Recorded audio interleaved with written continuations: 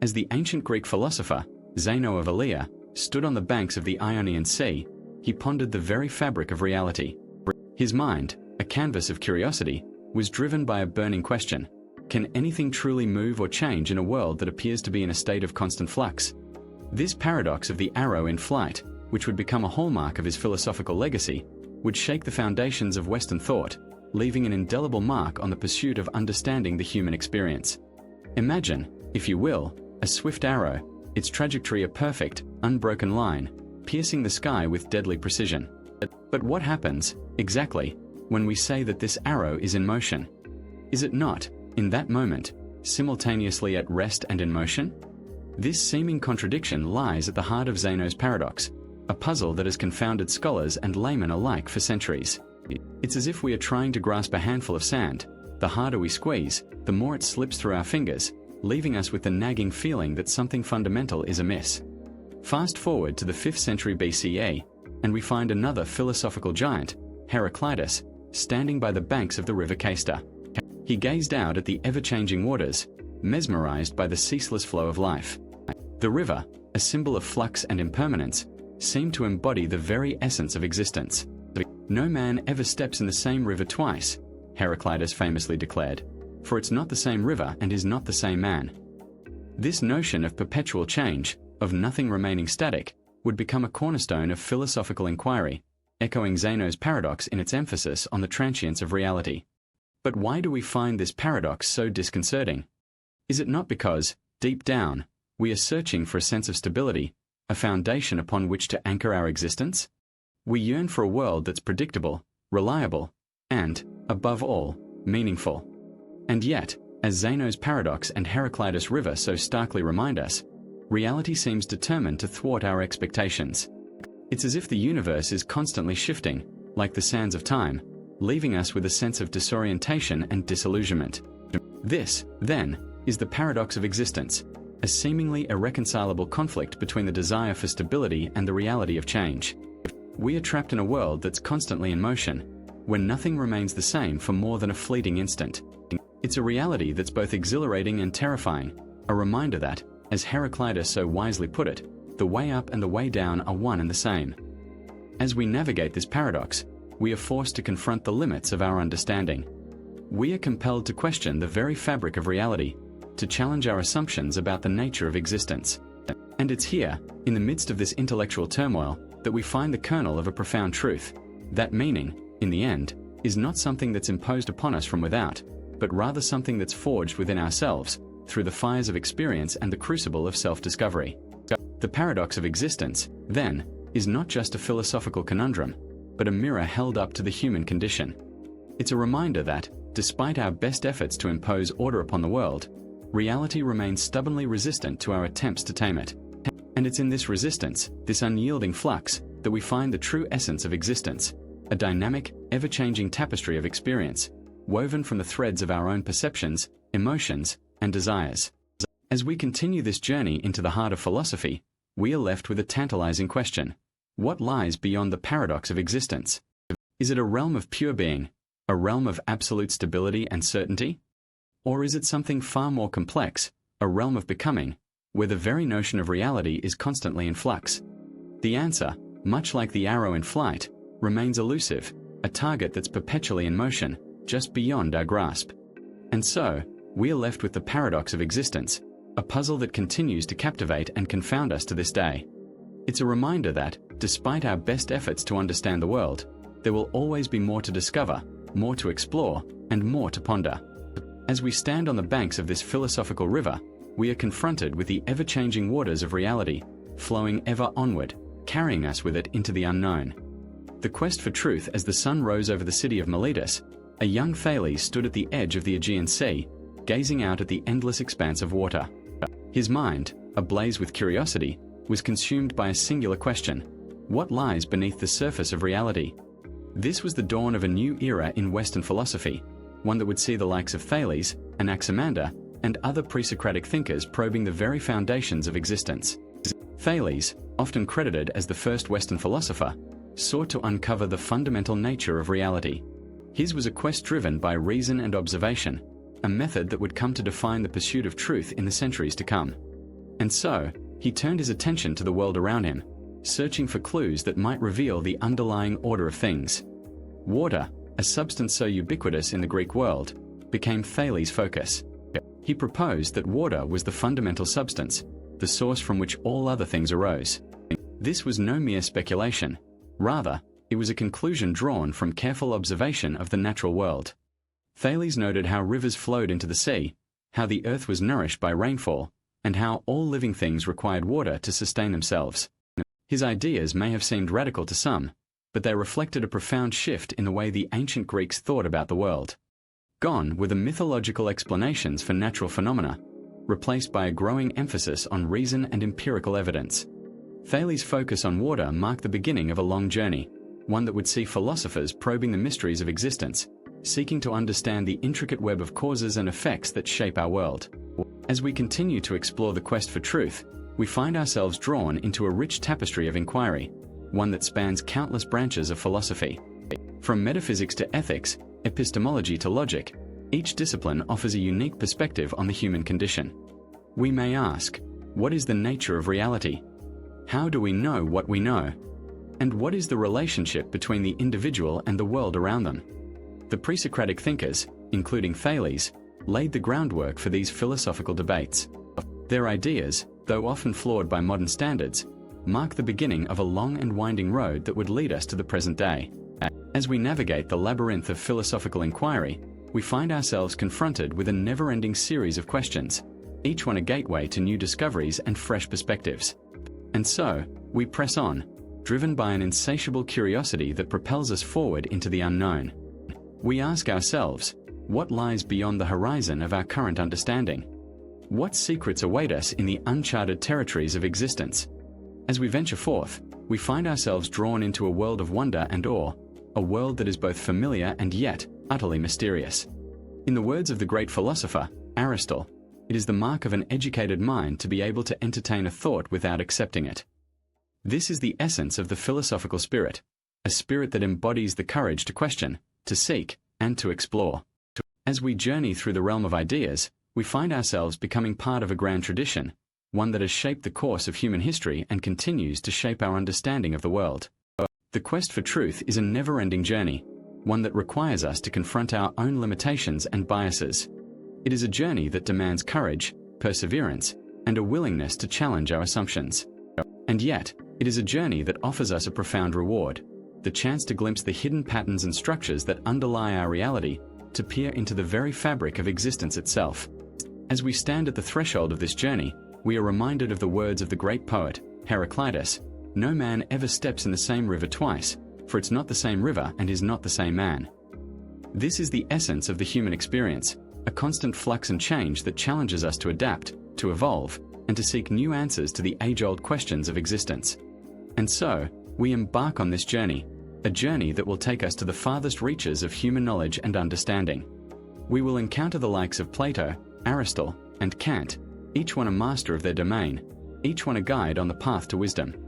We will explore the realms of metaphysics, epistemology, and ethics, seeking to grasp the intricate web of causes and effects that shape our world.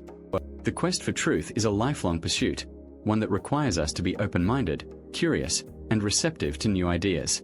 It is a journey that demands that we question our assumptions, challenge our biases, and seek to understand the world from multiple perspectives. And it is a journey that promises to reward us with a deeper understanding of ourselves, our place in the world, and the mysteries that lie beyond the horizon of our current understanding. The search for truth is a solitary journey, but it is one that we undertake together, as members of a shared human community. We are all seekers of truth, each one of us driven by a desire to understand the world and our place within it. And as we journey through the realm of ideas, we find ourselves becoming part of a grand tradition, one that has shaped the course of human history and continues to shape our understanding of the world. And so, we press on, driven by an insatiable curiosity that propels us forward into the unknown. We ask ourselves, what lies beyond the horizon of our current understanding? What secrets await us in the uncharted territories of existence? As we venture forth, we find ourselves drawn into a world of wonder and awe, a world that is both familiar and yet utterly mysterious. The quest for truth is a never-ending journey, one that requires us to be brave, to be open-minded, and to be receptive to new ideas. It is a journey that demands that we question our assumptions, challenge our biases, and seek to understand the world from multiple perspectives. And it is a journey that promises to reward us with a deeper understanding of ourselves, our place in the world, and the mysteries that lie beyond the horizon of our current understanding. As the sun dipped below the horizon, casting a warm orange glow over the ancient city of Athens, a young philosopher stood in contemplation. His name was Phaedrus, and he was consumed by a profound question: what is the true power of language? Like a master weaver, Phaedrus was fascinated by the intricate tapestry of words that shaped our understanding of reality. A stroll along the Agora, the bustling marketplace, had led him to a nearby bookstore. Shelves upon shelves of scrolls, adorned with symbols and illustrations, seemed to whisper secrets to the curious. Amidst the dusty tomes, Phaedrus discovered an ancient text that would change his perspective forever. The ship of Theseus, an enigmatic paradox, posed a deceptively simple question: if the ship's planks were progressively replaced with new ones, would it remain the same vessel? Or, in a more profound sense, had its identity been altered irrevocably? Phaedrus couldn't shake the feeling that this paradox spoke to a deeper truth about the nature of reality. As he pondered the ship of Theseus, he began to wonder, what lies at the heart of our understanding of the world? Is it the physical properties of objects, or the way we describe them through language? The more he delved into this mystery, the more he realized that language was not merely a reflection of reality, but an active participant in shaping our perceptions. As he walked back to his quarters, Phaedrus stumbled upon a group of orators engaged in a heated debate. Their words danced across the air, each one a carefully crafted arrow aimed at the hearts of their listeners. Yet, amidst the fervor, Phaedrus detected a subtle flaw. A young orator, eager to prove his mettle, presented a statement that seemed innocuous at first glance: this sentence is false. The implications were staggering. If the sentence was indeed false, then it must be true, for it claimed to be false. Conversely, if it was true, then it must be false, for it claimed to be false. The paradox of the lyre had emerged, a puzzle that would haunt philosophers for centuries to come. Phaedrus watched, mesmerized, as the orators wrestled with the lyre's conundrum. He saw in their struggles a reflection of his own quest for understanding. Language, it seemed, was a double-edged sword. On one hand, it allowed us to convey complex ideas and emotions with precision. On the other, it was susceptible to the very contradictions that threatened to undermine its authority. As the night drew to a close, Phaedrus returned to his quarters, his mind reeling with the implications of the ship of Theseus and the lyre. He knew that he had only scratched the surface of a much larger truth. The power of language, he realized, was both creative and destructive.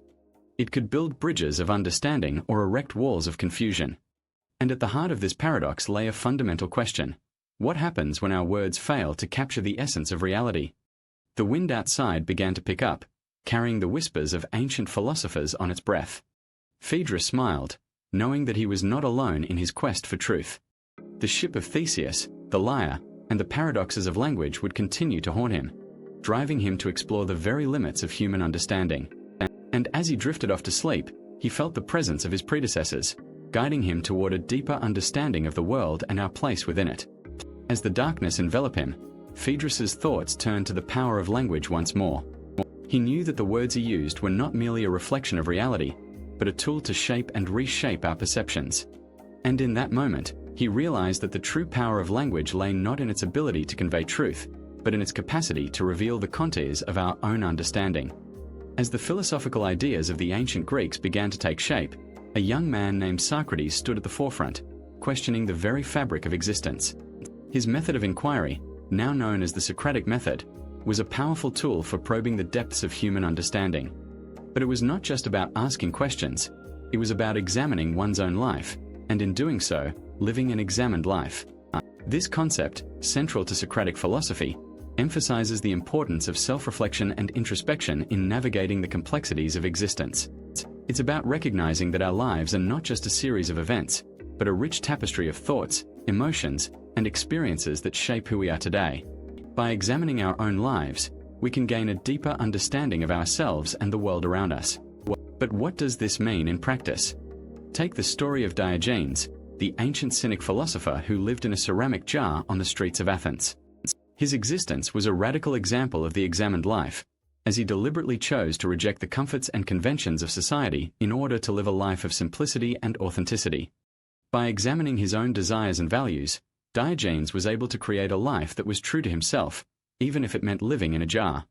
The Stoic philosophy, which emerged in the centuries that followed, took a different approach. Its focus on reason, resilience, and indifference to external events highlighted the human capacity for growth and transformation. By cultivating inner strength and wisdom, Stoics like Epictetus and Seneca were able to navigate life's challenges with equanimity and poise. They recognized that true power lies not in external circumstances, but in the choices we make and the values we hold dear. But here lies a challenge: the ethics of existence. How do we reconcile our individual desires with the greater good? Should we prioritize our own happiness and well-being, or should we strive to benefit society as a whole? This question has sparked debates about morality, free will, and personal responsibility for centuries. Consider the story of Antigone, who defied the laws of her city to bury her brother with dignity. Her actions raised important questions about the nature of justice and the limits of individual freedom. The ethics of existence are not just abstract concepts, they are lived experiences that shape our daily lives. They are the choices we make, the relationships we form, and the values we uphold. As we navigate the complexities of existence, we must confront our own desires and values, and ask ourselves, what kind of life do I want to lead? What kind of person do I want to be? These are the questions that will guide us on our journey through the ethics of existence. As the philosophical ideas of the ancient Greeks continued to take shape, a young man named Jean-Paul Sartre emerged as a prominent figure in the existentialist movement. Born in 1905, Sartre's early life was marked by a deep sense of uncertainty and rebellion. It was during his time at the Lycée Louis-le-Grand in Paris that he began to develop his distinctive philosophy, one that would come to be known as being for itself. This concept, central to existentialist thought, underscores the individual's inherent freedom and responsibility in creating their own meaning. Sartre argued that human beings are condemned to be free, meaning that we have the capacity to choose our own path in life, but also bear the burden of responsibility for those choices. This freedom is both empowering and terrifying, as it forces us to confront the uncertainty and ambiguity of our existence. As Sartre navigated the complexities of human experience, he was drawn to the idea that our search for meaning is a deeply personal and subjective journey. This search has led many philosophers to explore various modes of existence, from hedonism to asceticism, highlighting the diversity and richness of human experience. Some, like the ancient Greek philosopher Epicurus, advocated for a life of moderation and self-control, while others, like the existentialist philosopher Friedrich Nietzsche, advocated for a life of passion and self-overcoming. But what does it mean to create our own meaning in life? Is it a matter of choosing our own path, or is it something more fundamental? Sartre would argue that our existence is characterized by a fundamental nothingness, a sense of emptiness and uncertainty that must be confronted head-on. This nothingness is both a source of anxiety and a catalyst for creativity, as we seek to impose meaning on an inherently meaningless world. As we reflect on Sartre's philosophy, we are left with a profound question: what is the significance of individual existence in a seemingly meaningless world?